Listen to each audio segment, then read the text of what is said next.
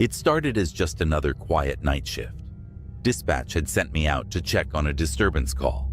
Routine stuff. Some teenager's party getting too loud, I assumed. The address led me to a crumbling old house on the edge of town, isolated and half-eaten by the forest. When I arrived, the place was dark. Too dark. The kind of dark that swallows your flashlight beam. The front door was ajar, creaking lazily in the night breeze. I radioed in my arrival, but static crackled back instead of dispatch's usual monotone confirmation. Strange. It wasn't like this area was a dead zone for the radios.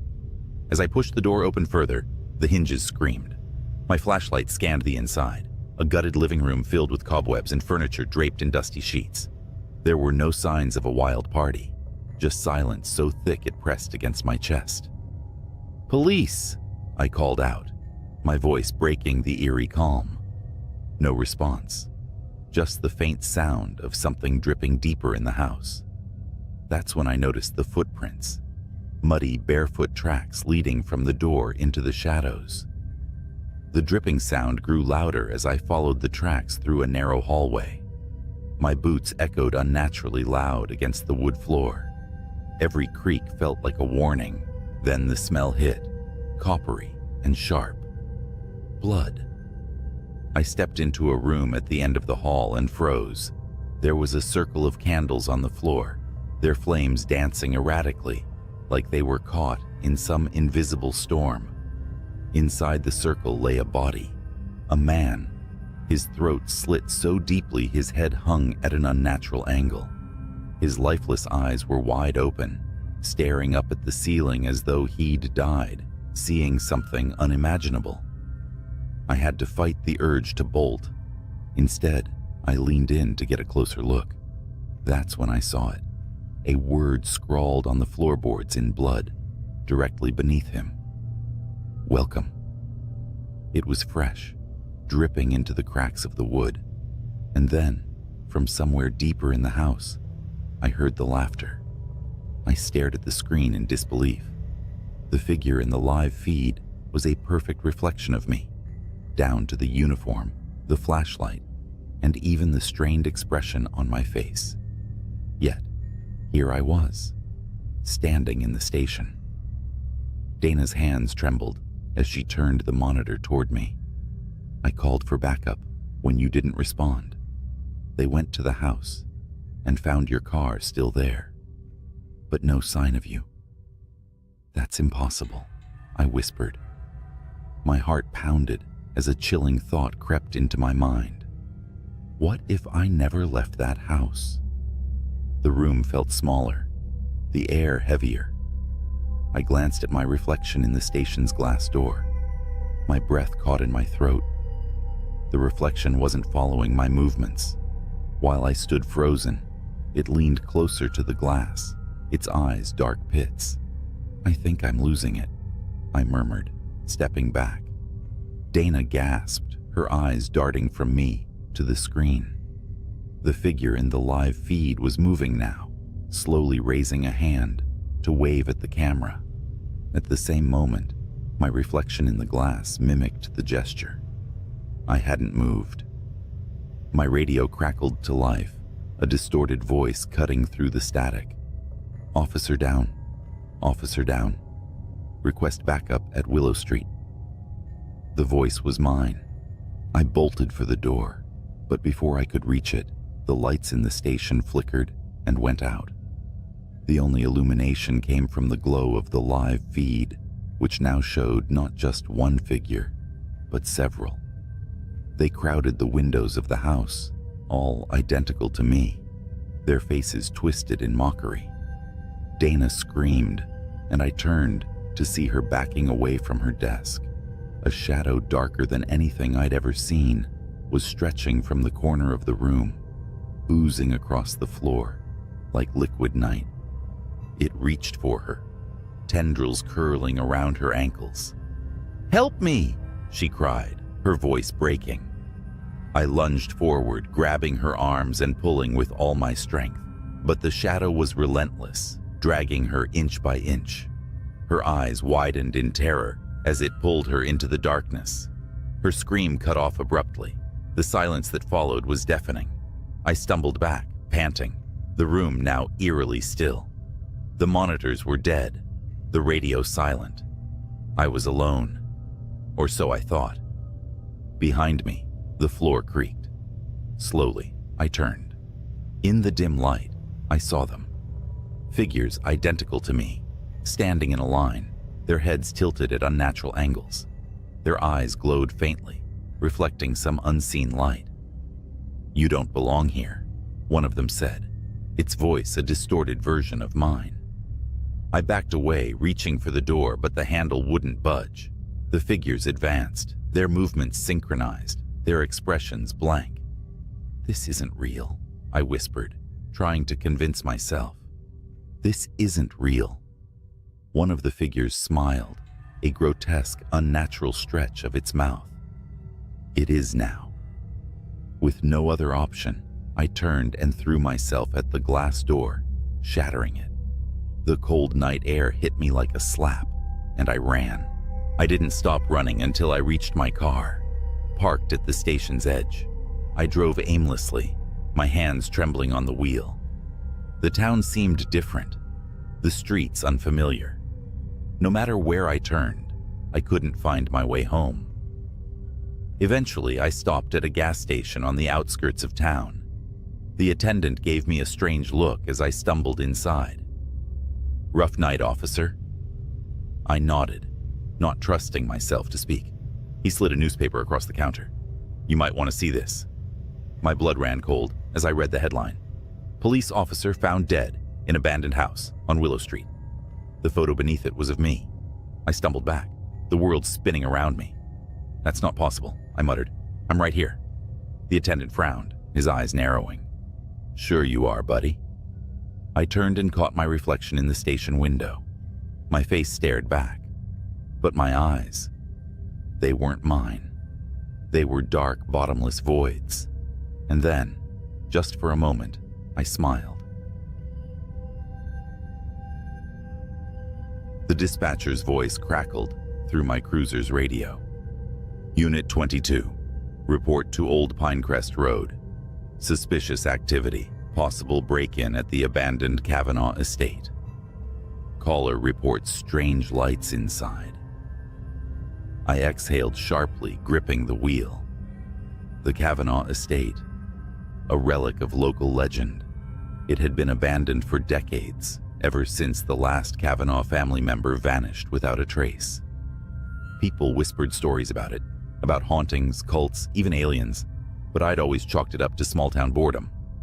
Still, I was already 10 hours into my shift and didn't need the adrenaline rush this call promised. I pulled up to the estate a few minutes later. The house stood like a specter in the fog, its windows gaping like empty sockets. My spotlight cut across the overgrown lawn, revealing nothing but mist and weeds. Yet the front door, swollen and warped from years of neglect, was ajar. The radio crackled again. "Backup ETA 15 minutes. "Roger that," I muttered. 15 minutes? A lot could happen in 15 minutes. I stepped out of the car, hand on my sidearm. Every cop instinct screamed at me to wait, but the faint flicker of light from inside drew me forward. Maybe it was just kids messing around, or squatters. Yeah, squatters. That's what I told myself. The porch creaked under my boots as I approached the door. The light was faint now, like a candle being carried deeper into the house. I drew my flashlight and shined it through the opening. Dust floated thick in the beam, and the air smelled damp, like mildew and rot. "This is the police," I called out, voice steady despite the chill crawling up my spine. "If anyone's in there, make yourself known." Silence answered me, stretching long enough to make me doubt the call. Maybe the homeowner just thought they'd seen something. But then, faint and distant, I heard the sound of footsteps, slow, deliberate, and too far away to belong to anyone who'd just bolted for the back door. I stepped inside, every creak of the floorboards announcing my presence. The hallway stretched ahead, lined with warped paneling and doors hanging on rusted hinges. My flashlight swept across an old mirror, cracked and tarnished, reflecting my face back at me in distorted fragments. The light flickered again, deeper in the house. The footsteps continued, growing louder and heavier, like boots dragging across the floor. They didn't seem hurried, but steady, purposeful. I tightened my grip on my sidearm and moved toward the source. Each step I took felt wrong, as though the house itself wanted me gone. The air grew colder, the damp smell giving way to something sharper, metallic, like blood. I reached the base of a grand staircase, its banister twisted and blackened from years of rot. The light was coming from above now, a faint glow at the top of the stairs. My mouth felt dry as I called out again. "This is the police. I'm armed. If anyone's up there, come down slowly with your hands where I can see them." Nothing. The sound of footsteps resumed, this time from the second floor. The hair on the back of my neck stood on end as they moved, pacing back and forth above me. I stepped onto the first creaking stair, and as I did, the pacing stopped. A soft, almost imperceptible whisper reached my ears. I froze, straining to make out the words, but they didn't sound like any language I knew. They weren't words at all, just a low, rhythmic murmuring. I ascended the stairs, my flashlight beam bouncing with each shaky step. The hallway at the top stretched into darkness, lined with more rooms, all of their doors slightly ajar. The light was coming from the farthest room, its door fully open, casting a faint, flickering glow into the hallway. As I approached, the murmuring grew louder, almost chanting now, but still incomprehensible. The words crawled into my ears and settled there, twisting into shapes I couldn't comprehend. My instincts screamed at me to turn back, but my legs kept moving, carrying me toward the door. The room was empty, save for a single object in the center, an old, cracked mirror, its surface glowing faintly with a light that had no source. My reflection stared back at me, but it wasn't quite right. The face was mine, but the eyes were too wide, the expression too calm, and then it smiled. I stumbled back, heart hammering as my reflection stepped forward. I raised my flashlight, its beam cutting across the mirror's surface, but the image remained clear, untouched by the light. The thing that looked like me reached out, pressing a hand against the glass, and I swear I felt it on my chest, a cold, hollow pressure pushing me back. The mirror cracked suddenly, a spiderweb of fractures racing across its surface. The chanting stopped, replaced by a deafening silence. I stood frozen, waiting for something, anything to happen. The house erupted in noise.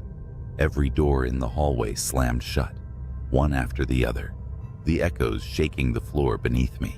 A gust of icy wind blasted through the hallway, extinguishing my flashlight and leaving me in total darkness. I fumbled for my radio, breath coming in ragged gasps. "This is Unit 22. I need backup immediately. There's something in here with me." My voice cracked as I spoke, but I didn't care. I wasn't staying in that house another second. As I turned to flee, a hand shot out from the darkness, grabbing my arm.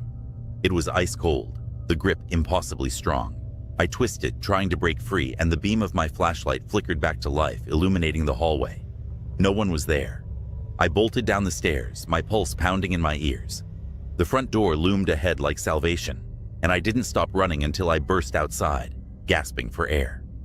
My cruiser's lights were a welcome sight in the fog. I jumped in, locked the doors, and waited for backup, every nerve on edge. When the other units arrived, they found nothing. The house was silent, still, and empty. No lights, no sounds, no broken mirror, just dust and decay. They looked at me like I was losing my mind, but I didn't care. I quit the force 2 weeks later. Some nights, though, when I close my eyes, I hear those whispers again.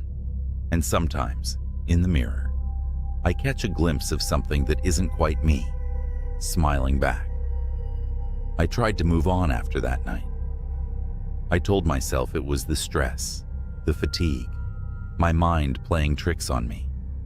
That's what everyone else said when I told them pieces of what happened, carefully leaving out the parts no one would believe. But deep down, I knew it wasn't stress. It wasn't a hallucination. I moved out of town shortly after quitting the force, hoping that putting distance between myself and the Kavanaugh estate would quiet the whispers.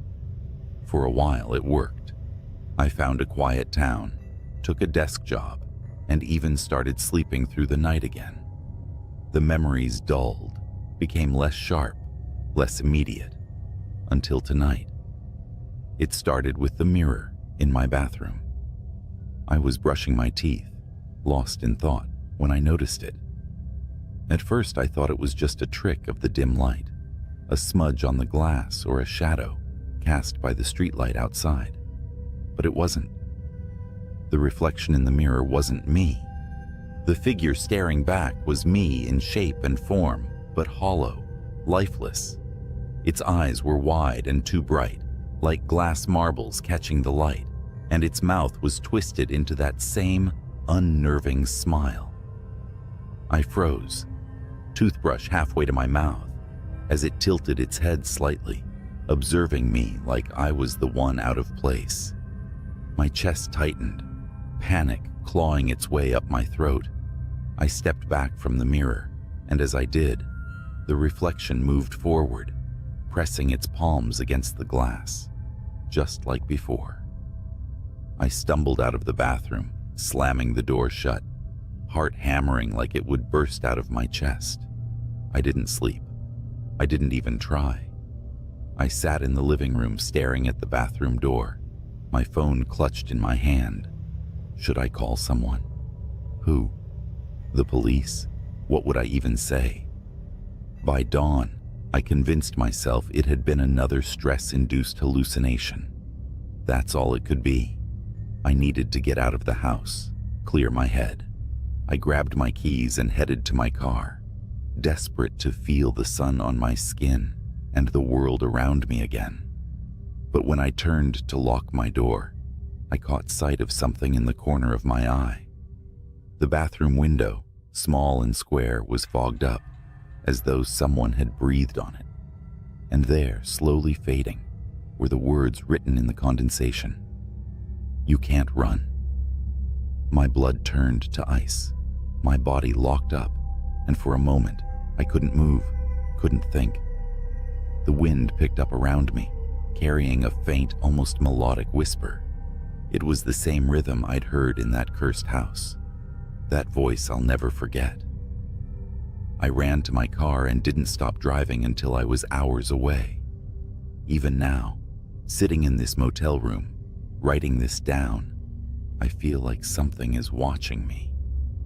The mirror above the dresser has been covered with a blanket, but every time I look away, I feel its presence, as if it's daring me to lift the cover, to see what's waiting on the other side.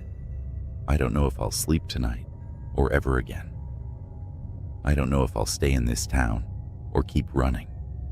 But what I do know is this: the thing in that house, in the mirrors, isn't finished with me. It let me go once, but I don't think it's going to let me go again. If you ever hear about the Kavanaugh estate, if anyone tells you about strange lights or whispers, or the mirrors inside, do yourself a favor.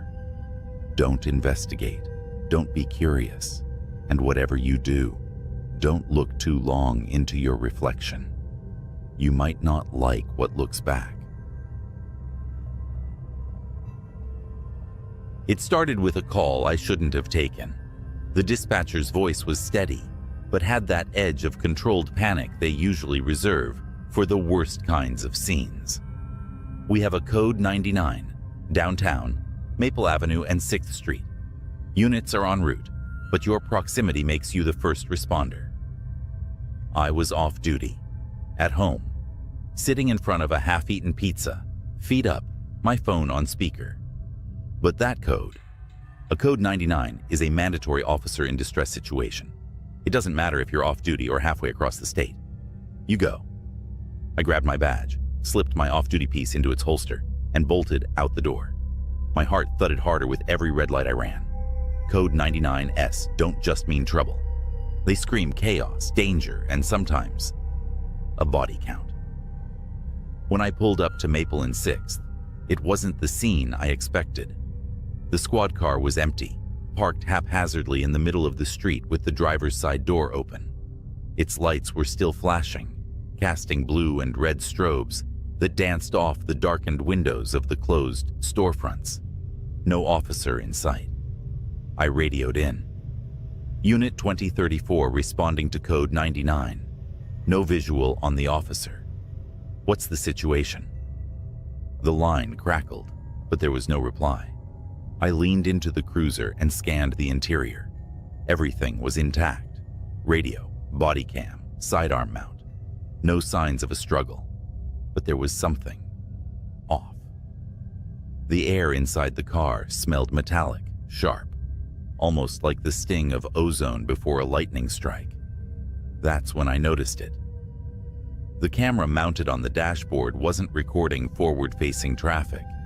It had been swiveled around, pointing into the back seat, and the screen was still on, showing a frozen frame of something. I leaned closer. At first glance, it looked like a face, a blurry, distorted face with wide, vacant eyes and a mouth that stretched open like a scream caught mid-gasp. But the more I stared, the less human it seemed.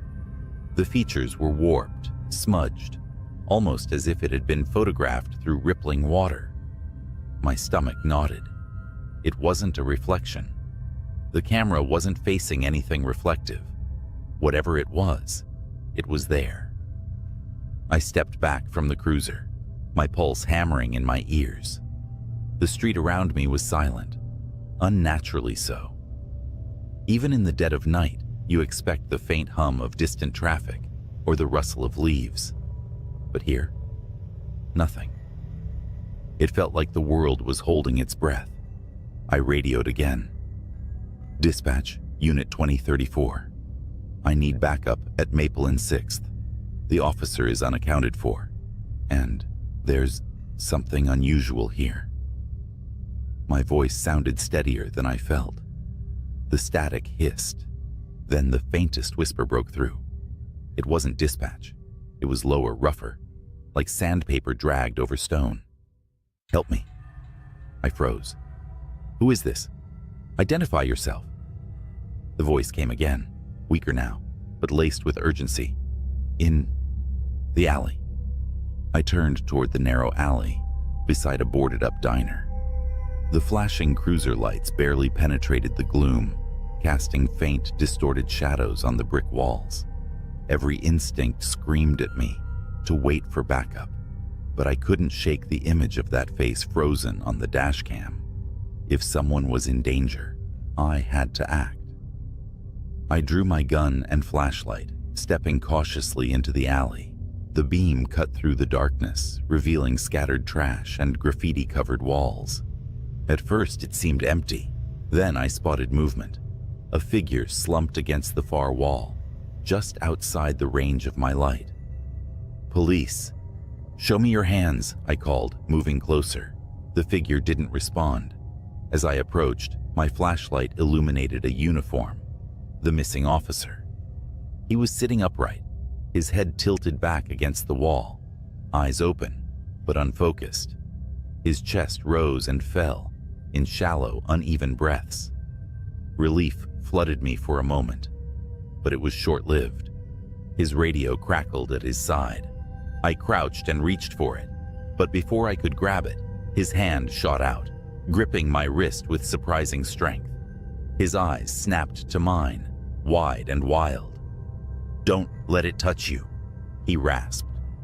Before I could ask what he meant, the air around us changed. A deep, bone-deep chill settled in, and the shadows at the far end of the alley seemed to ripple, as if alive. My flashlight flickered. Then I saw it.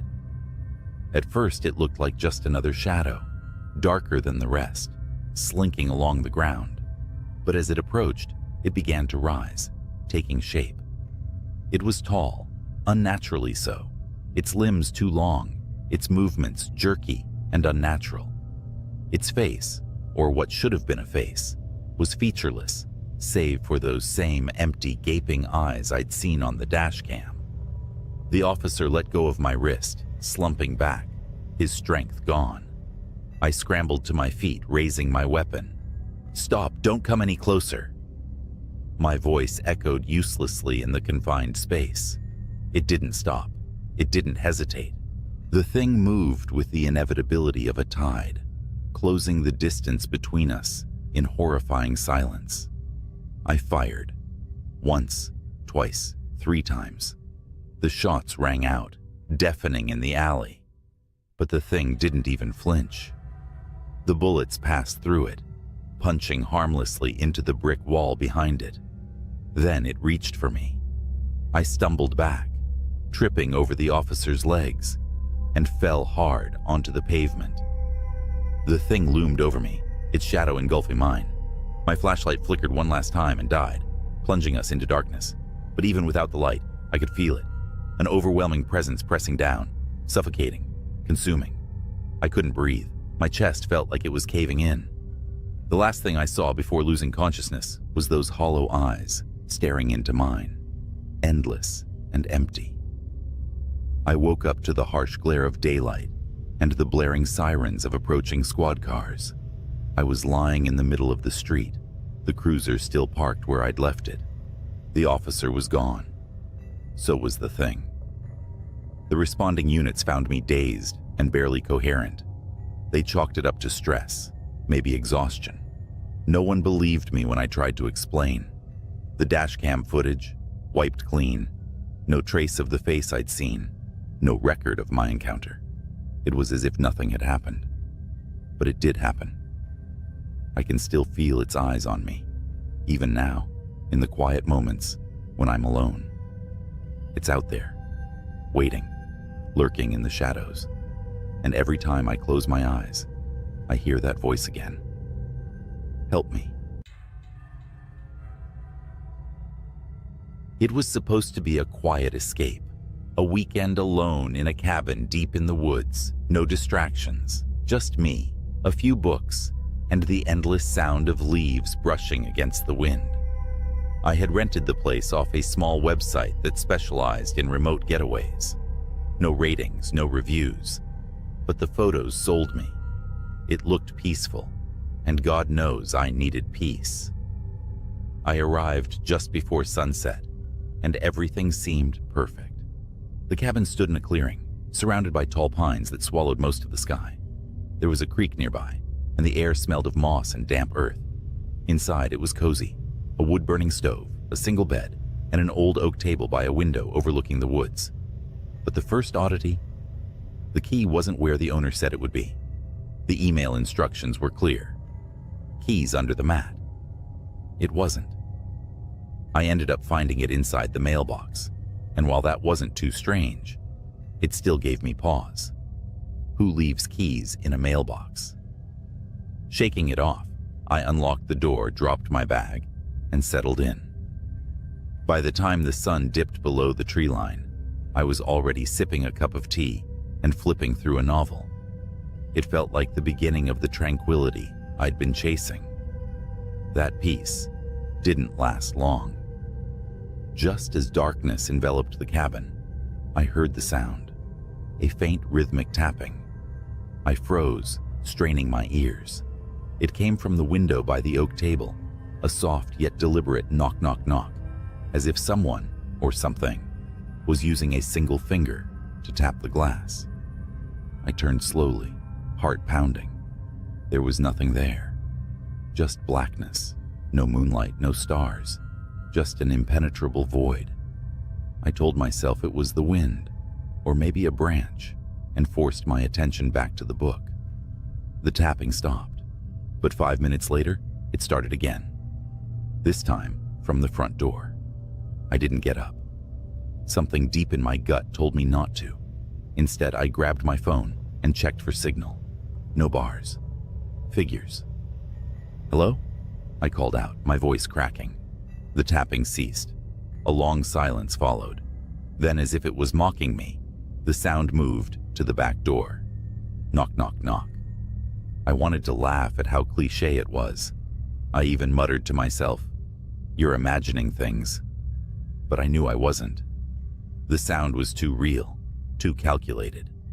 Gathering my courage, I grabbed the flashlight from my bag and approached the back door. My hand shook as I reached for the knob, the beam of light jittering across the wood.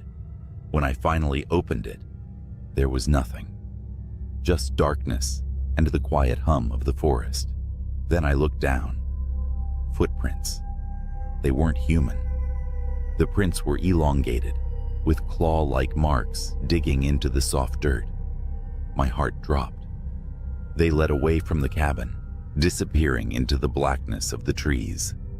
I slammed the door and locked it. Every nerve in my body was screaming at me to leave, but my car was parked half a mile down the dirt road. No way was I walking through those woods at night. I decided to wait it out, sitting in the middle of the room with every light in the cabin on. Hours passed, and nothing happened. No more tapping, no more footprints. By 3 a.m., I convinced myself I'd overreacted, that it was probably an animal, and I was being ridiculous. I managed to fall asleep. Then I woke up to the sound of breathing. It was faint, shallow, and right outside the bedroom window. I didn't move, didn't even breathe myself. My eyes darted to the clock. 4:13 a.m. The breathing grew louder, more labored, and then something scraped against the window. My stomach churned as the scraping turned to a low, guttural growl. I reached for the flashlight, but I didn't turn it on.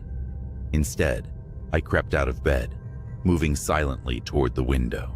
I positioned myself just out of sight, and with one swift motion, pulled back the curtain. The flashlight beam revealed a face. It wasn't human. The skin was pale, stretched tightly over a skull-like structure. Its eyes were black voids, reflecting the beam like polished obsidian. The mouth, filled with jagged teeth, was impossibly wide, and it twisted into something that could only be described as a grin. I screamed, dropping the flashlight as the creature lunged at the glass, its claws raking against it. The window didn't break, but the force of its attack sent me scrambling backward. I didn't think. I grabbed my bag, threw on my boots, and bolted out the front door. I didn't care about the woods, or the dark, or the footprints. Anything was better than staying in that cabin. As I sprinted down the dirt road, I could hear it behind me. Its guttural growls and heavy, uneven footsteps grew louder, closer. I didn't dare look back. When I finally reached my car, I fumbled with the keys, hands shaking so badly I dropped them twice. The creature's growls were just feet away when I finally got the door open and threw myself inside. I started the engine and peeled out of there, the tires kicking up gravel. In the rearview mirror, I saw it standing in the middle of the road, its wide grin illuminated by the red glow of my taillights. I drove straight to the nearest town and didn't stop until I was parked in a well-lit gas station. I spent the rest of the night in the car, locked with the engine running, until the sun came up. I told myself I'd call the cabin owner, demand an explanation, maybe even report what I'd seen, but I never did, because deep down, I knew no one would believe me. And honestly, I don't want to know what that thing was. I didn't go home that morning. Instead, I drove aimlessly, putting as much distance as possible between me and that cabin. Every so often, I'd glance in the rearview mirror, half expecting to see that thing following me down the road. But the road remained empty, save for the occasional car or truck. After about 3 hours of driving, I pulled into a diner off the highway. My hands were still trembling as I sipped a cup of coffee, the warmth doing little to settle my nerves. The waitress noticed my state, but thankfully she didn't ask questions. I couldn't have answered them if she had. Once I felt steady enough, I pulled out my phone. Despite the terrible signal, I managed to search for the rental website. But when I typed in the address of the cabin, something strange happened. The listing was gone. No photos, no description, nothing. It was as if it had never existed. A chill ran down my spine. How could that be? I checked my email for the confirmation details, the payment receipt, anything to prove I hadn't imagined the whole thing. The emails were gone, completely wiped from my inbox. I stared at the screen, trying to process what this meant. My mind raced with possibilities. Had the owner taken it down after what happened? Did someone erase it deliberately? Or was it something worse? Something I couldn't begin to understand. As I sat there, the events of the previous night played over and over in my head. The tapping, the footprints, the creature's face, and that grin. God, I'd never forget that grin. It wasn't just a predator's smile. It was knowing, as if it took pleasure in my terror. By the time I left the diner, I'd made a decision. I wasn't going to talk about it. Not to the police, not to friends, not to anyone. People wouldn't believe me, and honestly, I didn't want them to. The last thing I needed was someone curious enough to go looking for that place. For weeks after, I had nightmares. I'd wake up drenched in sweat, hearing that guttural growl or feeling the weight of those black, empty eyes staring at me. I tried to convince myself it was just a trick of the mind, some bizarre hallucination brought on by stress and isolation. But deep down, I knew better. About a month later, something happened that shattered whatever flimsy logic I'd been clinging to. I was at a friend's housewarming party, trying to force some normalcy back into my life. I'd been avoiding social gatherings, but this one felt safe. Just a few familiar faces, some drinks, and no mention of cabins or woods. For a while, it worked. I almost felt like myself again. Then someone new arrived, a friend of a friend. He was tall, lanky, and a little awkward. Nothing unusual. But as he stepped into the room, I felt my stomach drop. There was something about the way he moved, the way his eyes darted around the room, taking in every detail. It reminded me of something I couldn't quite place. And then he smiled. It wasn't the same grin, not exactly. But there was an echo of it in the way his lips curled, just a little too wide. His teeth just a little too sharp. I froze, my drink slipping from my hand and shattering on the floor. The room went silent as everyone turned to look at me. The stranger's eyes locked onto mine, and for a split second, I swore I saw something flicker in their depths, something dark and endless, like the void outside that cabin window. "Are you okay?" he asked, his voice perfectly normal, perfectly human. I muttered an apology, blaming the spilled drink, and quickly excused myself. But as I left the party, I felt his gaze follow me all the way to the door. I didn't sleep that night. I couldn't shake the feeling that he knew where I'd been, what I'd seen, maybe even what had followed me back. That was a year ago. I moved to a new city after that, far from any woods or cabins. I keep to myself, avoiding crowds and strangers, and I never ever let myself be alone at night. But every so often I catch a glimpse of something out of the corner of my eye, a shadow that moves just a little too fast, or a figure standing too still in a crowded place. And when I look, it's gone. I don't know what I brought back from that cabin, or if it was ever truly gone in the first place. All I know is this: Some doors, once opened, can never be closed. The cabin wasn't supposed to be rented out that night. That's what the guy at the front desk mumbled, his eyes darting nervously between me and the old reservation book. "Ah, yes. We had a cancellation," he said, sliding the key across the counter without meeting my gaze. You'll have it all to yourself."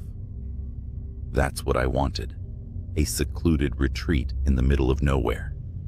It had been a rough year, and the idea of quiet solitude in a rustic, isolated cabin seemed like a perfect way to reset. Still, his hesitation nagged at me as I drove up the winding gravel path into the woods. The cabin sat on a ridge overlooking a dark, still lake. It looked just as advertised, cozy, weathered, and welcoming. But as I parked my car and stepped out into the cold air, the hairs on the back of my neck prickled. Something about the way the trees seemed to close in, the utter lack of sound, felt wrong. Shaking it off, I hauled my bags inside and locked the door. The interior was just as quaint as I'd hoped. A stone fireplace, hand-carved furniture, and a creaky old staircase leading to a loft bedroom. The only oddity was the massive antique mirror mounted above the fireplace, its ornate frame gleaming in the flickering light of the single lantern I'd brought in. I remember thinking it didn't fit the rustic aesthetic. It was too grand, too heavy, almost regal. Its reflective surface seemed to suck up the dim light, making the room feel darker. I shrugged and lit the fire, settling in for what I thought would be an uneventful night. The fire crackled warmly, its glow casting dancing shadows across the cabin walls. Despite the warmth, an unease I couldn't shake lingered. It wasn't the isolation, I'd craved that, but the oppressive quiet. No wind in the trees, no chirping insects, not even the gentle lap of the lake against the shore. It was as if the world beyond the cabin didn't exist. I chalked it up to nerves and poured myself a drink, sinking into the worn armchair by the fire. The mirror loomed above me, reflecting the flames in a strange, warped way. I tried to ignore it, but my eyes kept drifting back, drawn by a flicker of movement. Something in the reflection, just at the edge, didn't match the room. I leaned forward, squinting at the mirror. Behind me, the reflection showed a faint shadowy figure standing near the staircase. My heart stopped. Slowly, I turned my head. Nothing. Just the empty staircase. I laughed it off, a trick of the light, I told myself. The whiskey playing games. I decided to head to bed. Climbing the creaky stairs, I tried to ignore how the air seemed heavier, thicker, as if the cabin itself was exhaling around me. The loft bedroom was cozy, the bed piled high with heavy quilts. I crawled in, pulling the covers tight, but sleep didn't come easily. Every sound seemed amplified, the ticking of the old clock on the wall, the faint rustle of the trees outside, and footsteps. No, that was impossible. I froze, listening intently. There it was again. Soft, deliberate, moving across the cabin floor below me. My throat went dry. I had locked the door, hadn't I? Quietly, I slipped out of bed and crept to the edge of the loft. Peering down into the living room, my stomach churned. The fire had gone out, leaving the room in darkness, except for the mirror. It shimmered faintly, like a pond catching moonlight, and in its surface, I saw them. Figures. Dozens of them, moving in the room below, their shapes vague and wrong. They didn't walk. They drifted, their limbs too long, their heads tilted at unnatural angles. I stumbled back, my foot catching on the edge of the rug. The noise echoed through the cabin, and instantly all movement in the mirror stopped. Every figure turned, their hollow eyes locking onto me. Then, one by one, They began to climb the stairs. Panic surged through me. I ran to the bed and grabbed the lantern, its feeble light casting weak beams into the dark. The footsteps were louder now, impossibly heavy. I could hear the wood groan under their weight. I didn't wait to see what would emerge from the shadows. I bolted for the window. I threw it open, the icy air biting my face. The drop wasn't far, maybe 10 feet, but the ground below was jagged with rocks and tree roots. Behind me, I heard the creak of the top step. No time. I jumped, landing hard and rolling painfully onto my side. For a moment, I lay there, gasping, until I heard them again. The footsteps now outside, crunching on the gravel path behind me. I didn't look back. I ran, crashing through the woods, branches clawing at my face and arms.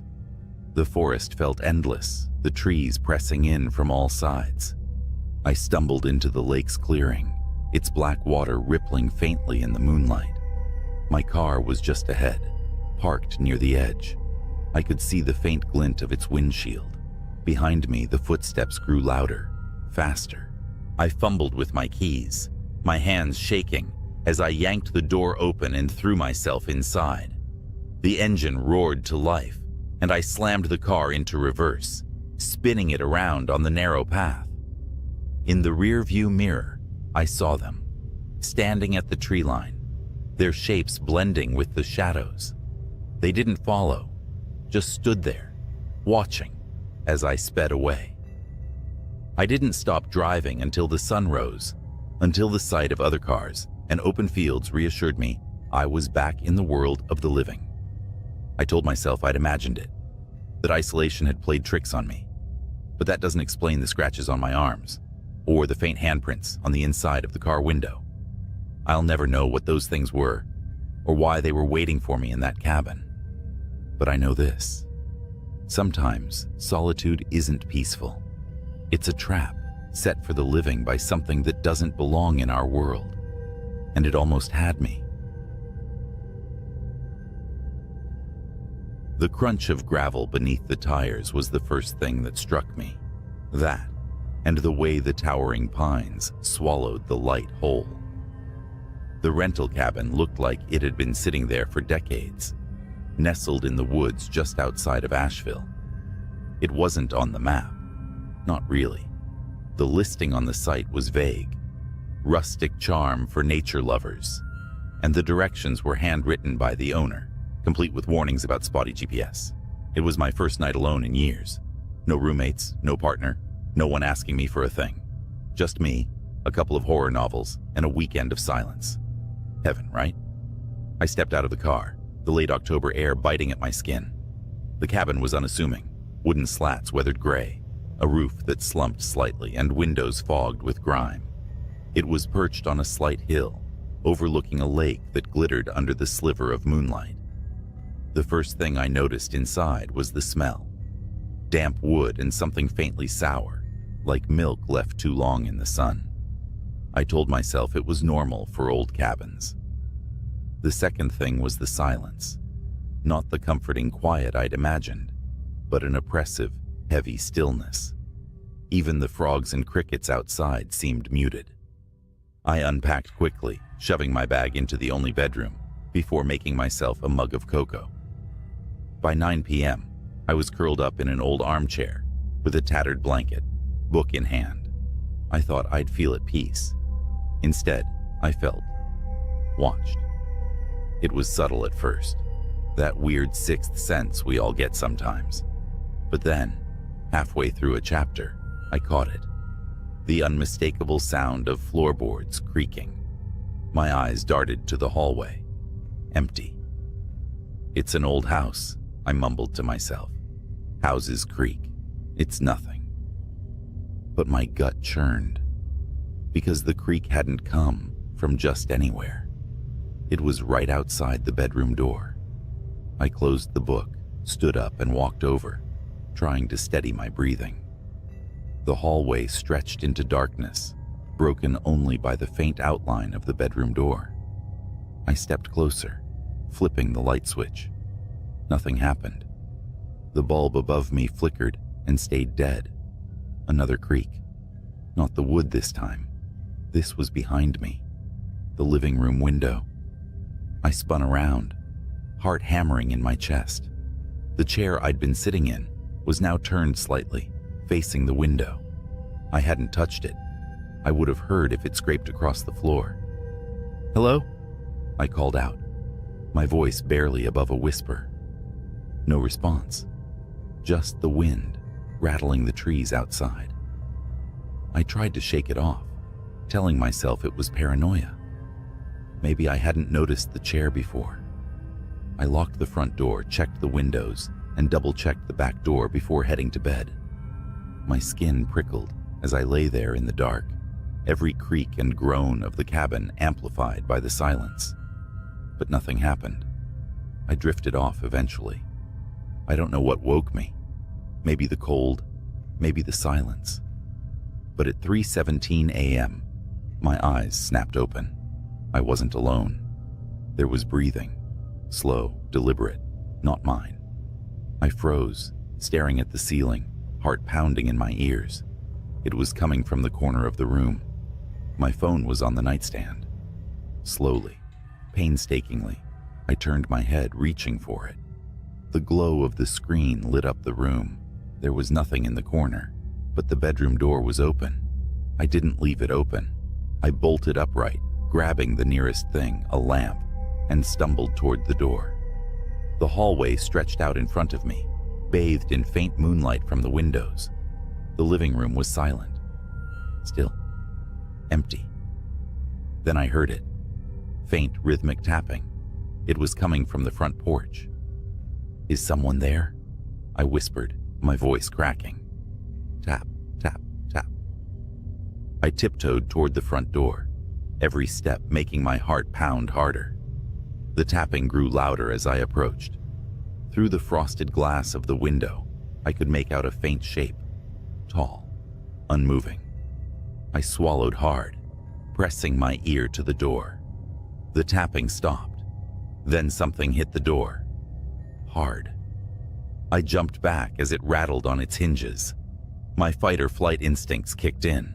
I sprinted for the bedroom, slamming the door shut and locking it behind me. My hands trembled as I dialed 911, but there was no signal. Then I heard it. The scraping of metal against wood. The sound of the front door unlocking. I grabbed a chair and wedged it under the doorknob, backing up until I hit the far wall. The scraping stopped. Then silence. Minutes passed. Hours, maybe. I didn't move, didn't breathe. The first light of dawn crept through the window. When I finally worked up the courage to open the door, the cabin was empty.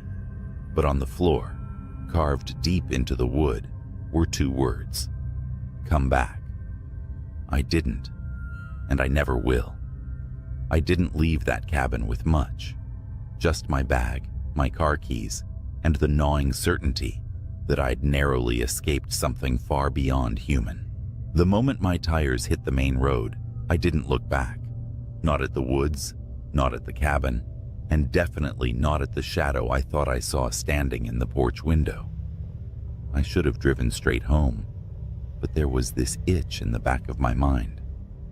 You know that feeling when something doesn't make sense, but you can't let it go? That cabin wasn't on any map. The directions were handwritten. The entire experience screamed wrong, and I needed to know why. So instead of heading back to my apartment, I drove straight into town. It was early morning by the time I parked at a diner, the kind of place where the locals hung out and knew everything about everyone. I walked in, still shaken, and ordered coffee, figuring out how to phrase the question without sounding like a lunatic. The waitress, a woman in her 60s with kind eyes, refilled my cup and asked, "Rough night?" "You could say that," I replied. "I rented a cabin out past the lake. Thought I'd get some peace and quiet." She froze, her hand gripping the coffee pot. "Which cabin?" I described it. The hill, the lake, the porch. She set the pot down carefully and leaned in close. Sweetheart, that cabin's been empty for decades. My stomach turned. No, it hasn't. I stayed there last night. Found it online. Her expression darkened. You can't find that cabin online. Not anymore. Not since the fire. The diner suddenly felt colder. What fire? She glanced around, lowering her voice like she was afraid someone might hear. Years ago, a family rented that cabin. Husband, wife, little boy. They were city folk, out for a weekend in the woods. One night something happened. Neighbors said they heard screaming, saw strange lights in the trees. By the time anyone got there, the place was gone, burned to ash. They never found the family. Just the boy's teddy bear, charred and sitting on the front porch. I didn't know what to say. My mouth went dry, but it's still there. The cabin. I stayed there. She shook her head. Whatever you saw, it wasn't the cabin. At least, not the one that burned down. I pushed my coffee aside, suddenly nauseous. My mind raced back to last night. The chair that moved, the open door, the tapping, the message carved into the floorboards. Come back. I stumbled out of the diner without another word, fumbling with my car keys. The waitress didn't try to stop me, but as I pulled away, I saw her watching from the window, her face pale and tight with worry. I wish I could say that was the end of it, that I got home, unpacked, and pretended it never happened. But things followed me. Little things at first, shadows that didn't belong, the faint smell of sour milk in my apartment. Then, the tapping started again. Not on the porch this time, but on the inside of my closet door. Last night, I woke up at 3:17 a.m. There was a message scrawled on my bathroom mirror in wet streaks. You never left. This morning, I checked my emails. There's a new listing in my inbox. Same cabin, same handwritten directions. I deleted it, but the message won't go away. Every time I refresh, it's there, waiting, calling me back. I don't think I'll survive if I answer, but I'm not sure I'll survive if I don't. It started with a buzzing fluorescent light overhead, one of those that flicker in just the wrong rhythm to dig under your skin. I was midway through another night shift at the 24-hour gas station just off Route 17. You know the kind, reeking of old coffee, shelves lined with stale chips, and the perpetual hum of the ice cream freezer. That night, a fog rolled in thicker than I'd ever seen, swallowing up the world outside. The highway was nothing but black asphalt disappearing into a wall of gray. I hated working these shifts alone, but we'd just lost our only other night clerk. Guess it was my turn to hold down the fort until corporate hired someone new. It wasn't long before the first weird thing happened. Around 1:30 a.m., I heard it. A faint tapping, like fingernails drumming against glass. It came from the front window. At first, I thought it was just some bug drawn to the neon open sign, but the sound was deliberate, methodical. Tap, tap, tap. I glanced up from the register, squinting through the fog-drenched pane. For a second, I thought I saw a shadow move. Hello? My voice cracked, embarrassing me even in my solitude. No answer. Steeling myself, I stepped out from behind the counter and moved closer to the glass. My breath fogged up the pane as I leaned in, searching for movement. Then, from the corner of my eye, I saw it. A hand. Pale, long fingers, almost skeletal, reached up and pressed against the outside of the glass. My heart leapt into my throat. I stumbled back, knocking over a rack of potato chips. The hand was gone. I fumbled for the phone, but of course, the damn landline had been out for days. Cell service out here? Forget it. Swallowing the lump in my throat, I convinced myself it was a prank. Some drunk weirdo messing around. but deep down, I knew better. I sat back behind the counter, trying to focus on restocking cigarettes and lottery tickets. For a while, it was quiet again, save for the buzz of that stupid light. Then the power flickered, plunging the store into a brief, suffocating darkness. When the light snapped back on, something wasn't right. One of the aisles, the one with the cheap candy, had been knocked over. Candy bars scattered across the floor. No way had that been like that before. I grabbed the flashlight we kept under the counter and stepped into the aisle. My palms were slick with sweat. "Is someone here?" I called out. My voice echoed against the empty shelves. No answer. Then, the freezer door slammed shut behind me. I whipped around, flashlight trembling in my hand. The freezer doors gleamed under the flickering light, their surfaces coated with condensation. Slowly, I moved toward them, each step feeling heavier than the last. The air seemed colder than it should have been, like the chill from the freezers had leaked into the entire store. My breath puffed out in short, nervous clouds. And then I saw it. One of the glass doors had fogged over, and written in the condensation, in long, jagged letters, were the words, "Look behind you." I froze. Every hair on my body stood on end. My throat felt tight, like something invisible was wrapping around it. I didn't want to turn. Every cell in my body screamed, "Don't turn around." But I did. The flashlight beam swept over the empty aisles, shaking as I scanned for anything out of place. There was nothing, just shelves of junk food and energy drinks. The fogged-up window near the entrance. The door I swore I had locked earlier, now standing slightly ajar. A tendril of fog, curling in like a lazy, creeping snake. And then, movement. At the edge of the beam, something darted between the shelves. Not walking, crawling. I backed up toward the counter, flashlight shaking. "Who's there?" I shouted, my voice cracking. It appeared then, just for a second, peeking out from the corner of the pet food aisle. A face. But it wasn't a face. No eyes, no mouth. Just smooth, pale skin stretched unnaturally tight over bone. The thing leaned out farther, its head cocking to one side like it was studying me. Then it scuttled out of sight, faster than anything human should move. I didn't think. I just ran. I sprinted toward the front door, slamming into the glass, fumbling with the lock. My fingers felt clumsy, the cold making them numb. Behind me, I heard it again, the tapping. But this time, it was everywhere.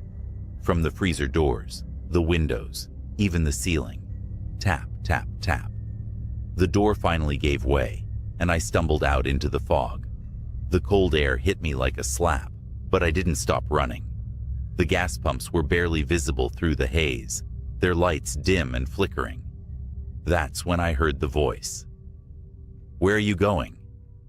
It came from all directions, deep and rasping, like someone trying to talk through a throat full of gravel. I turned, flashlight beam slicing through the fog, and saw them. Dozens of them. Figures, crawling on all fours, their faceless heads tilted unnaturally. Their pale bodies seemed to shimmer, half solid, like they were caught between this world and another. They were closing in, surrounding me. I did the only thing I could think of. I ran for my car. The keys were in my pocket, but my hands were shaking so badly, it felt like it took an eternity to pull them out. The flashlight slipped from my grip and rolled away, its beam casting eerie shadows as it spun. I finally got the door open and threw myself inside, slamming it shut. The fog pressed against the windows, thick and oppressive, and the creatures were there, circling the car. Their hands scraped against the glass, leaving smears of condensation behind. I turned the key in the ignition, my heart pounding so hard it felt like it might burst. The engine sputtered once, twice, before roaring to life. The creatures froze, their heads snapping toward me in unison. For a moment, everything was silent. Then they screamed. It was a sound unlike anything I'd ever heard, high-pitched, guttural, like 1,000 voices crying out in agony. They lunged at the car, their hands slamming against the windows, their bodies writhing and twisting in impossible ways. I floored it. The tires squealed as I shot forward, the creatures scattering in the headlights. I didn't stop. I didn't look back. I drove through the fog, the empty highway stretching out before me like a lifeline. Eventually, the fog lifted.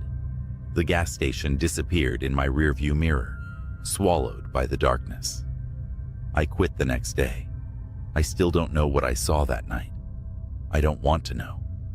But sometimes, when I'm alone at night, I swear I hear it.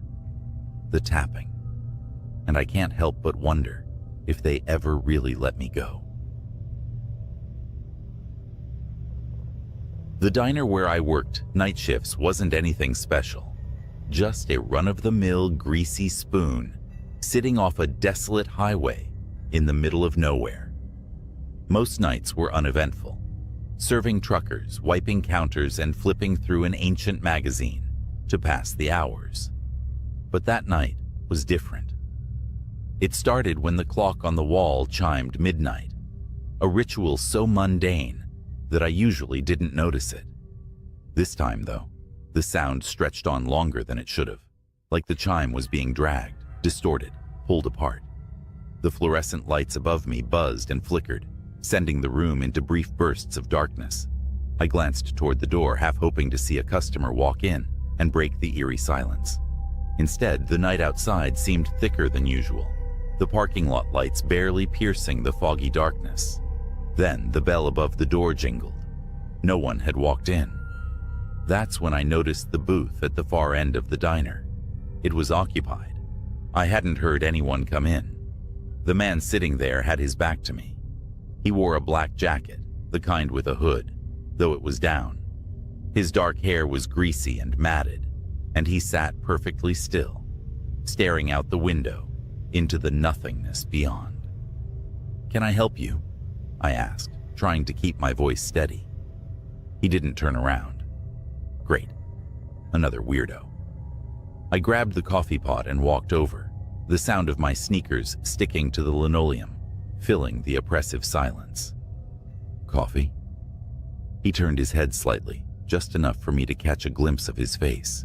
His skin was pale, almost sickly, and his eyes were glassy, unblinking. "Do you ever wonder," he said, his voice low and gravelly, "what's watching when you're alone?" I froze, coffee pot trembling in my hand. What?" His lips curled into a grin, not a friendly one. Before I could respond, the lights in the diner flickered again.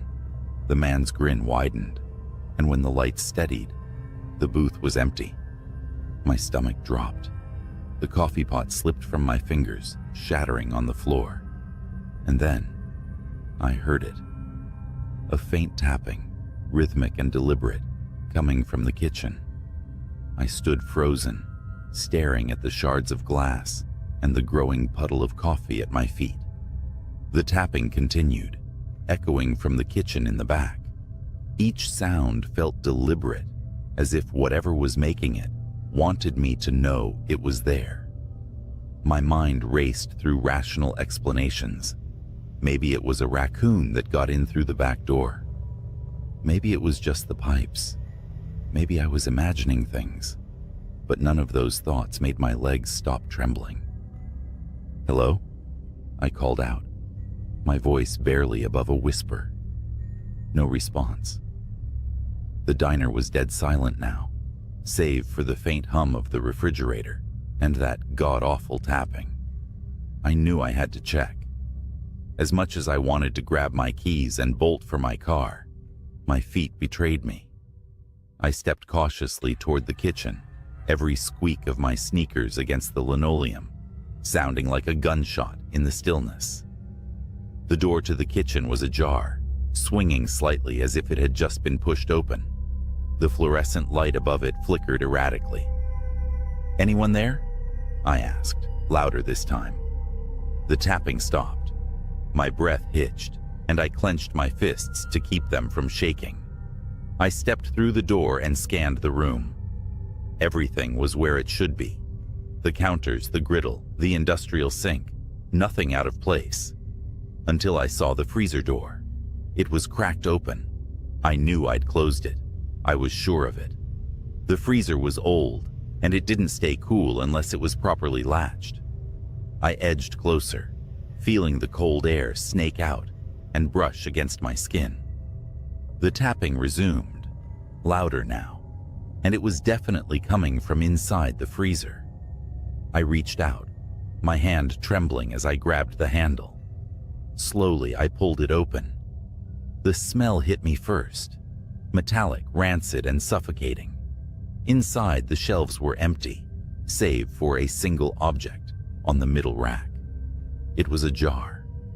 The glass was smeared with something dark and viscous, and inside a mass of something pulsed faintly, as though alive.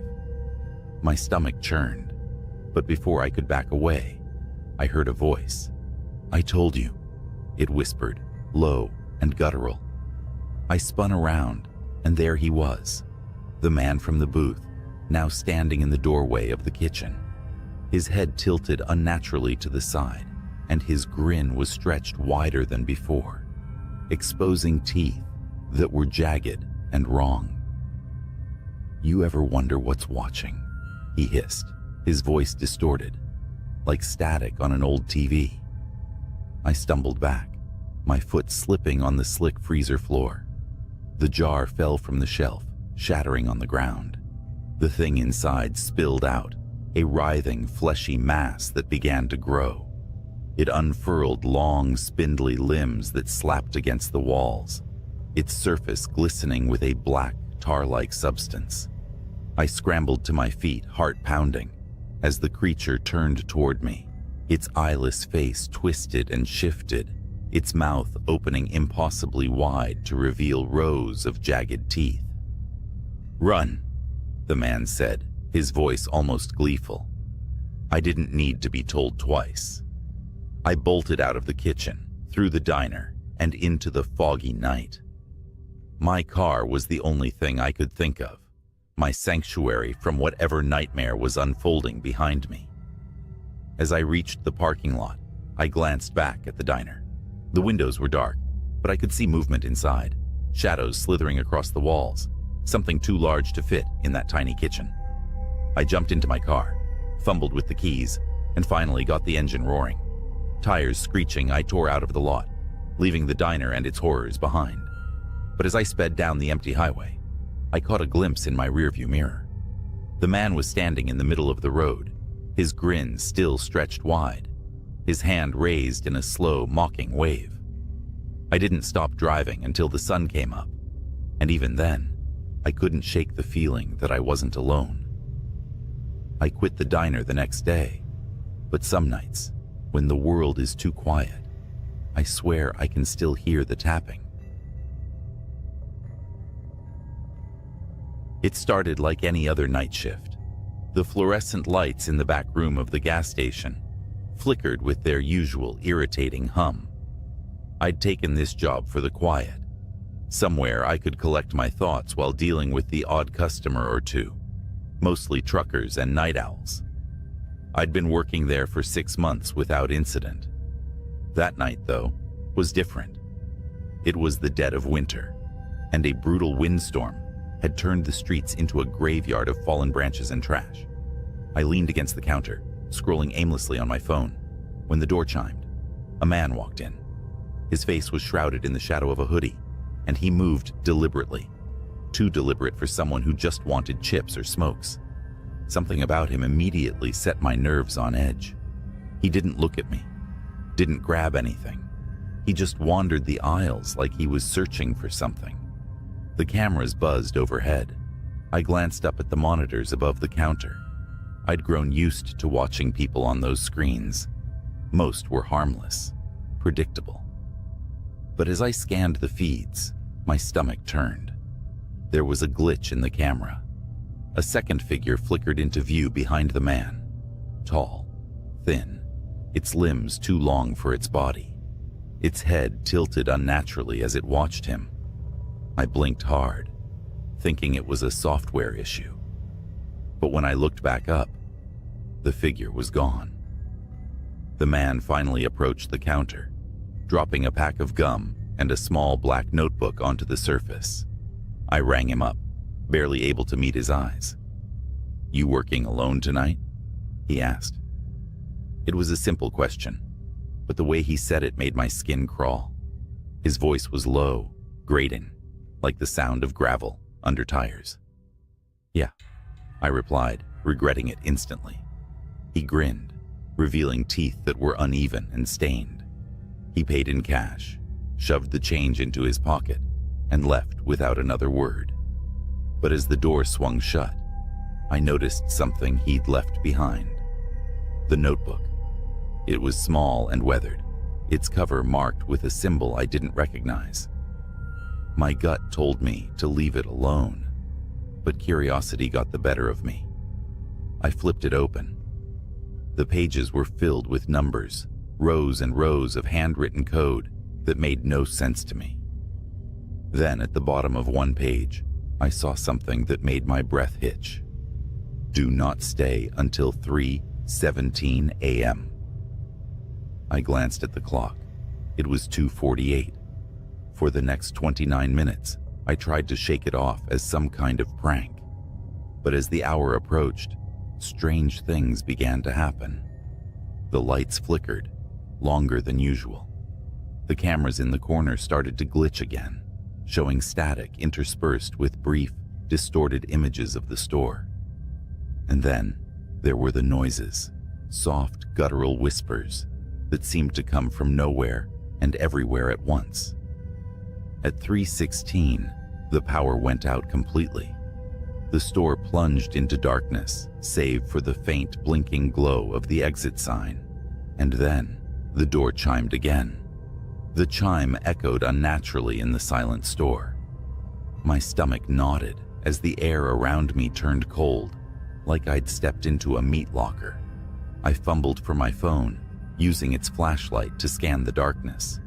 The aisles stretched out like corridors to nowhere, and the shadows seemed to writhe at the edges of the beam. "Hello?" My voice sounded small, trembling. No answer. The chime came again. The door hadn't opened. It was still shut, but the sound repeated over and over, like someone was walking in and out, or something was toying with me. Then a sound from the back room, a dragging noise, heavy and wet, like a sack of meat being pulled across the floor. My body froze, my breathing shallow. The noise stopped, replaced by a faint clicking sound, like fingernails tapping glass. I slowly aimed my flashlight toward the office door. It creaked open, just a crack, revealing only darkness within. "Who's there?" I whispered, barely audible even to myself. A voice answered, low and distorted. "You should have left." I nearly dropped my phone. The voice came from everywhere, above me, behind me, inside me. I took a step back, my heel catching the edge of the counter. That's when I saw it on the cameras. The monitors, somehow still active despite the power outage, showed the store from every angle, and in every feed, it was there. The thing I'd seen earlier, flickering like a broken signal. It stood impossibly tall, its head brushing the ceiling.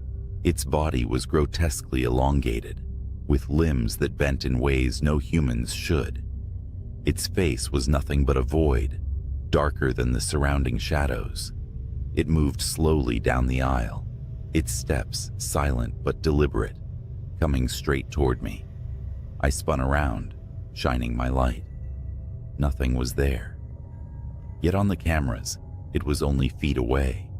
My fight or flight instincts kicked in, and I bolted for the back door.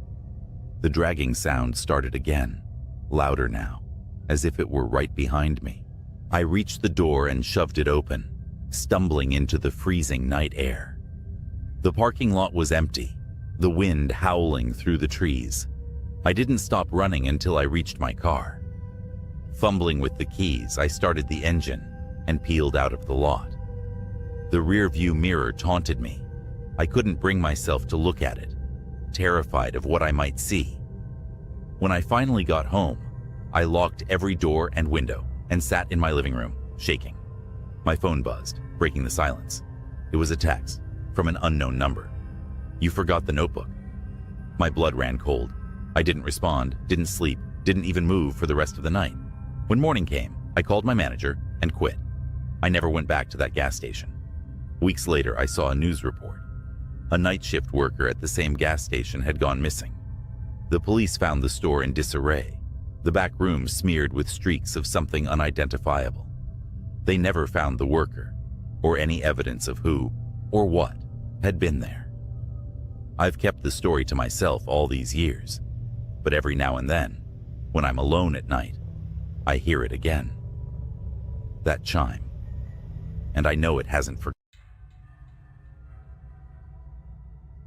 I was deep in the Arizona desert, driving my rig on a night run.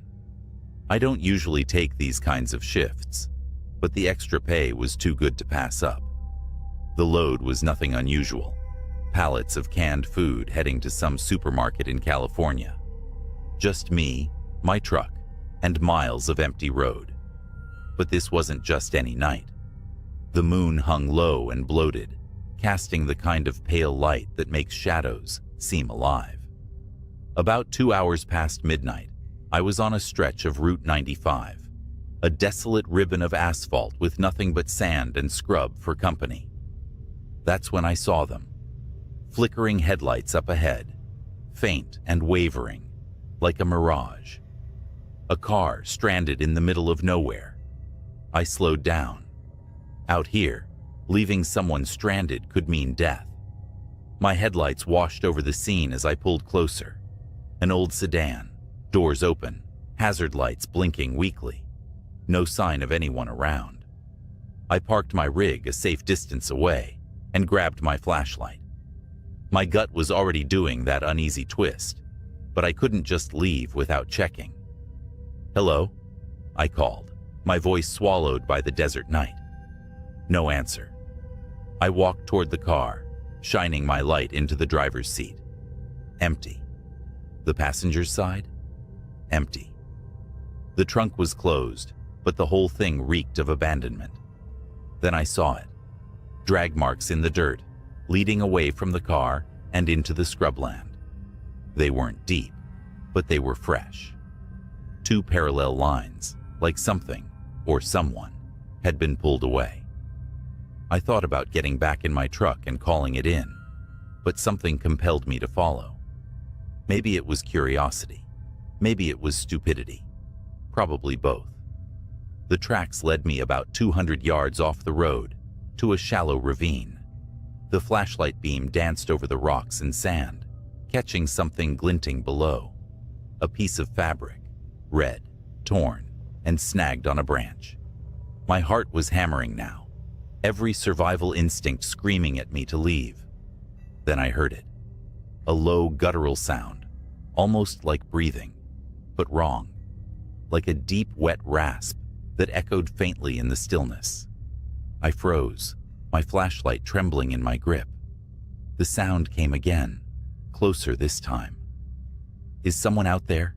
I called, barely managing to keep the quiver out of my voice. No response. I edged closer to the edge of the ravine, the beam of my flashlight cutting through the darkness. That's when I saw it. At first, I thought it was a person, crouched low to the ground. But as my light hit it, the shape flinched, its body twisted in ways no human could manage. Its skin was pale and stretched too tightly over a skeletal frame. Long arms, almost insect-like, ended in hands with fingers that were too long. And the eyes, those black sunken pits, locked onto mine. For a moment, neither of us moved. Then it let out a sound, a shriek that pierced the night, so high and sharp it felt like it was slicing through my skull. I turned and ran. I didn't look back. Whatever it was, I didn't want to know if it was following me. My feet pounded the sand as I sprinted back to the truck, my lungs burning and heart threatening to burst out of my chest. I reached the rig, scrambled into the cab, and locked the doors. My hands fumbled for the keys, but they slipped from my sweaty fingers. The shriek came again, closer this time, and I could swear I heard the sound of something scraping against metal. The engine roared to life, and I slammed the truck into gear. Gravel sprayed as I tore back onto the highway, my eyes darting between the road and the side mirrors. For a few minutes, all I could hear was the hum of the engine and the pounding of my heart. Then, in the distance, the figure appeared in my headlights again. It wasn't on the road this time. It was perched on the rocks just beyond the shoulder, crouched and watching as I sped past. I didn't stop driving until I reached the next town, my nerves frayed and hands still shaking. I told the gas station attendant about the abandoned car, left a call for the sheriff, and got back in the truck. I never found out what happened to whoever was in that sedan. I didn't want to know. But sometimes, on quiet nights when I'm out on the road, I still think about those eyes in the dark, and I wonder if they're out there, watching, waiting for the next trucker to pull over. It's been years since that night, and I've tried to push it out of my mind. I've driven thousands of miles, hauled countless loads, and seen my fair share of strange things on the road. But nothing has ever come close to that night on Route 95. I did my best to rationalize what I saw. Maybe it was a wild animal, something deformed or injured, though deep down, I knew that wasn't true. The way it moved, the way it watched me, it was no animal, and certainly not human. About a month after the incident, I heard something on the radio that made my stomach churn. A local news station was covering the disappearance of a young couple who had been traveling through the desert. I was deep in the Arizona desert, driving my rig on a night run. I don't usually take these kinds of shifts, but the extra pay was too good to pass up. The load was nothing unusual, pallets of canned food heading to some supermarket in California. Just me, my truck, and miles of empty road. But this wasn't just any night. The moon hung low and bloated, casting the kind of pale light that makes shadows seem alive. About 2 hours past midnight, I was on a stretch of Route 95, a desolate ribbon of asphalt with nothing but sand and scrub for company. That's when I saw them, flickering headlights up ahead, faint and wavering, like a mirage. A car stranded in the middle of nowhere. I slowed down. Out here, leaving someone stranded could mean death. My headlights washed over the scene as I pulled closer. An old sedan, doors open, hazard lights blinking weakly. No sign of anyone around. I parked my rig a safe distance away and grabbed my flashlight. My gut was already doing that uneasy twist, but I couldn't just leave without checking. "Hello?" I called, my voice swallowed by the desert night. No answer. I walked toward the car, shining my light into the driver's seat. Empty.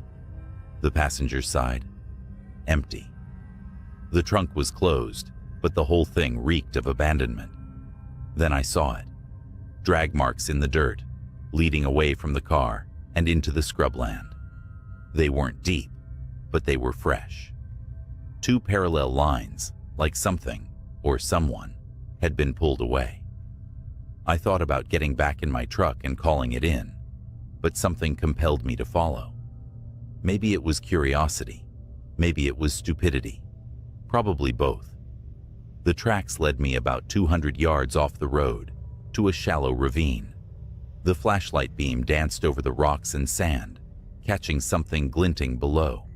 A piece of fabric, red, torn, and snagged on a branch. My heart was hammering now, every survival instinct screaming at me to leave. Then I heard it. A low, guttural sound, almost like breathing, but wrong, like a deep, wet rasp that echoed faintly in the stillness. I froze, my flashlight trembling in my grip. The sound came again, closer this time. "Is someone out there?" I called, barely managing to keep the quiver out of my voice. No response. I edged closer to the edge of the ravine, the beam of my flashlight cutting through the darkness. That's when I saw it. At first, I thought it was a person, crouched low to the ground. But as my light hit it, the shape flinched. Its body twisted in ways no human could manage. Its skin was pale and stretched too tightly over a skeletal frame. Long arms, almost insect-like, ended in hands with fingers that were too long.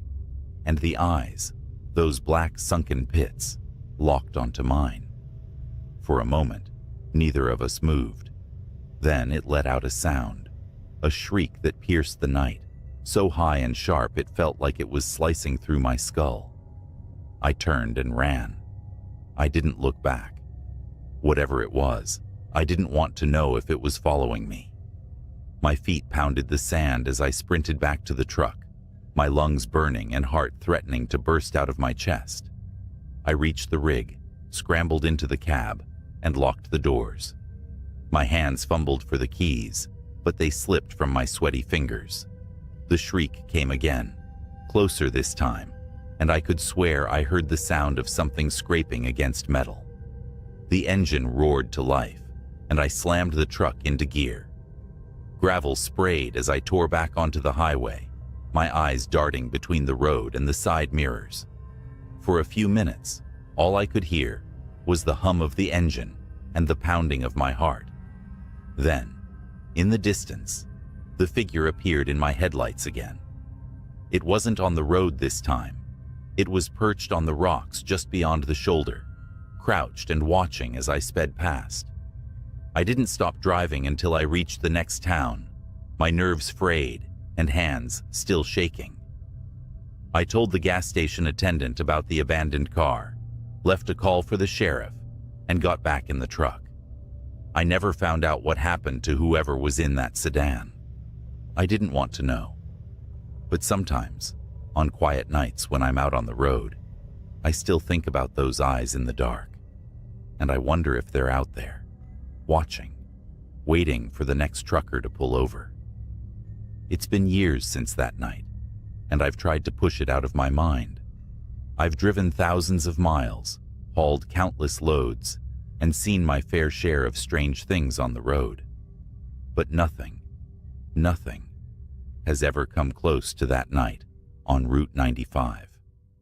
I did my best to rationalize what I saw. Maybe it was a wild animal, something deformed or injured, though deep down, I knew that wasn't true. The way it moved, the way it watched me, it was no animal, and certainly not human. About a month after the incident, I heard something on the radio that made my stomach churn.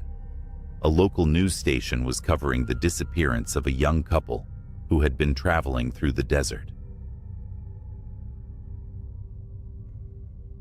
It started with a hiss, not the sound a snake makes, but the distinct, sharp hiss of air escaping, like a tire losing its life on a lonely stretch of highway. I was 2 hours into my haul, somewhere between Amarillo and the middle of nowhere, when my right front tire decided it had had enough. Truckers call this route the dead strip. A lot of things die here. Tires, trucks, sometimes even people. But what most don't know is that it's not just the name. This road has a reputation for weirdness. I didn't believe the stories until I became one of them. I pulled the rig over at mile marker 233, grabbed my flashlight, and stepped into the cold embrace of the desert night. The highway stretched on in both directions, like an eternal black ribbon, and the stars above glared down, mocking my solitude. The tire was, as I suspected, toast. I cursed under my breath, glancing down the empty road. Not a single pair of headlights for miles. I had no choice. I needed to get the spare. That's when I heard it. A low, whispering hum. It wasn't the wind or the distant call of coyotes. It was wrong. I froze. The flashlight beam flickered for a moment, then steadied. The sound grew louder, circling me, and for a second I swore I felt a breath, hot and rancid, against the back of my neck. I whipped around, my heart pounding like a hammer in my chest, but there was nothing. Just my truck, the desert, and the endless stretch of highway. My hand hovered over the flashlight switch, itching to turn it off and dive back into the cab. But something, call it stupid curiosity, or the need to prove I wasn't losing my mind, kept me outside. That's when I saw it. In the distance, maybe 50 yards off the road, there was a figure.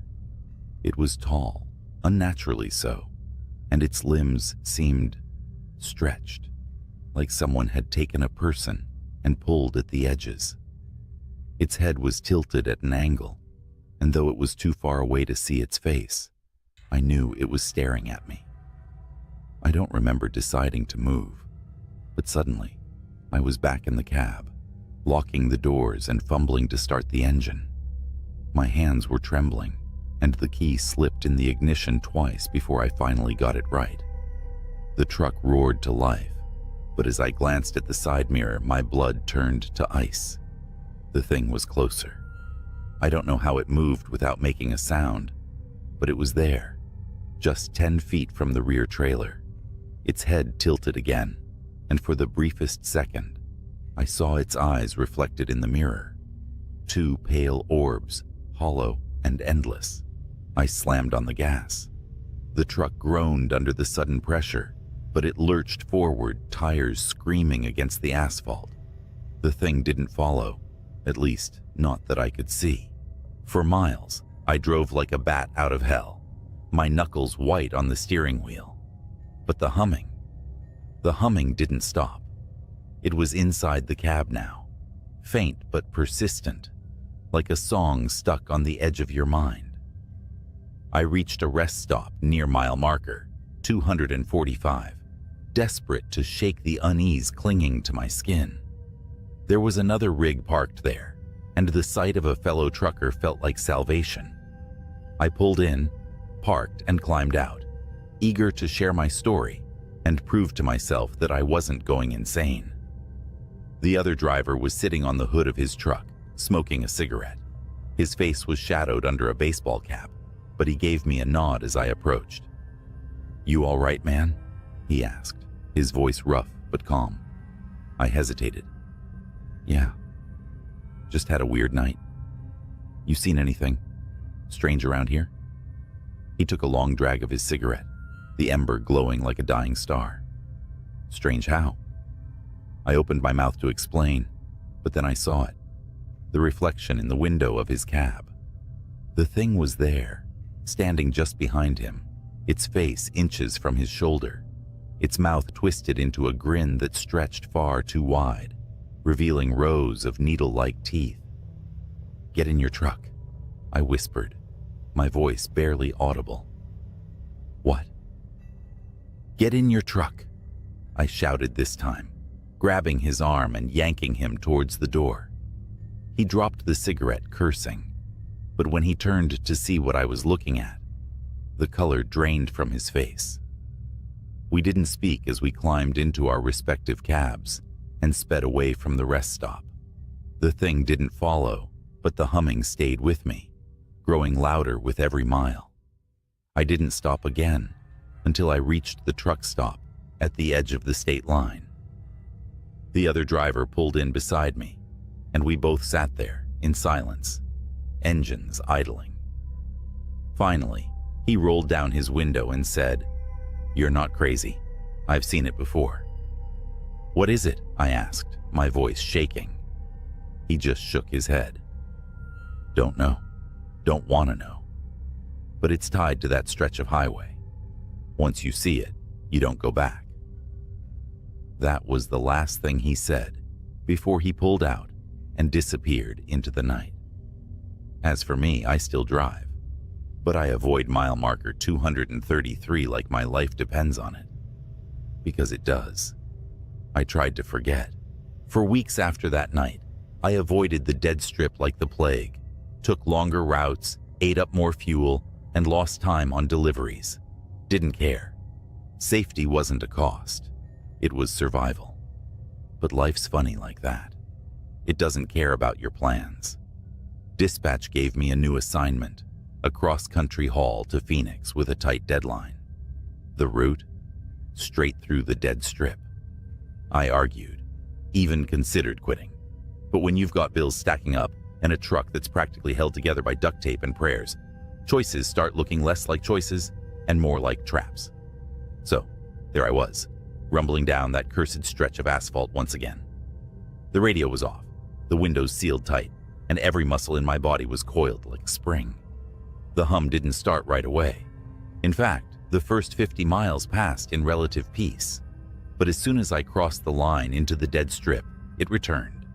A faint vibration, just below the edge of hearing, like a swarm of invisible insects crawling inside my skull. I clenched the wheel, my eyes darting between the road and the mirrors. My heartbeat thudded in my ears, a constant reminder of my own fragility. Mile marker, 230 passed, then 231.